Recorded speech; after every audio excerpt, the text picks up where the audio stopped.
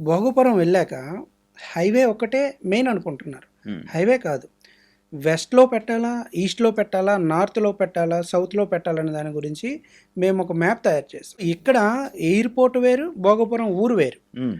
So, ఈ particular థింగ్‌లో ఎందుకు Bhogapuram highlight అవుతుందంటే, ఐటీ తాలూకా ఎక్కువ ఇన్‌ఫ్రా డెవలప్ అవుతుంది. ఐటీ పార్కులు ఇస్తున్నారు. అక్కడ. టూరిజం హ్మ్. ఎక్కువ ఎందుకంటే మన భీమిలి, వైజాగ్ నుంచి భీమిలి నుంచి మూలపేట పోర్ట్. హ్మ్.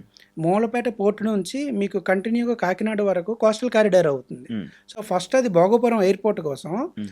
మన వైజాగ్ నుంచి శ్రీకాకుళం వరకు డెవలప్ చేస్తున్నారు. హ్మ్. 6 లైన్స్ హైవే అది చాలా పెద్ద కారిడార్. హ్మ్. హ్మ్. ఆ కారిడార్‌లో మీకు బీచ్‌లు ఇస్తున్నారు. హ్మ్. ఐటీ పార్కులు ఇస్తున్నారు. అమ్మా! ఇంక పెద్ద విషయం ఏంటంటే 7 స్టార్ హోటల్స్ 5 ఇచ్చారు. అబ్బా! ఒబెరాయ్ వర్క్ అవుతుంది.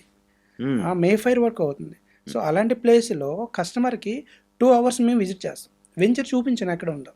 ఫస్ట్ అసలు అక్కడ ఏం జరుగుతుంది? అసలు ఎయిర్‌పోర్ట్ అంటే ఏంటి? ప్రతి దగ్గర ఎయిర్‌పోర్ట్ అంటే ఎందుకు కొనేస్తున్నారనేది. అక్కడ హ్మ్. ఎయిర్‌పోర్ట్ కాదు. సో, యూనివర్సిటీ ఉంది, ఎయిర్‌పోర్ట్ ఉంది, హోటల్స్ ఉన్నాయి. ప్లస్ బీచ్ కారిడార్ ఉంది. హ్మ్. బీచ్‌లున్నాయి. ఐటీ పార్క్ ఉంది. హ్మ్. ఇదంతా డెవలప్‌మెంట్ అవ్వడం వల్ల అక్కడ హ్మ్. సింపుల్ ఇన్వెస్ట్‌మెంట్ ఒక చిన్న ఇన్వెస్ట్‌మెంట్ పెట్టినా రానున్న 3-5 సంవత్సరాల్లో పక్కా 1,00,000 దాటేస్తదండి గజం.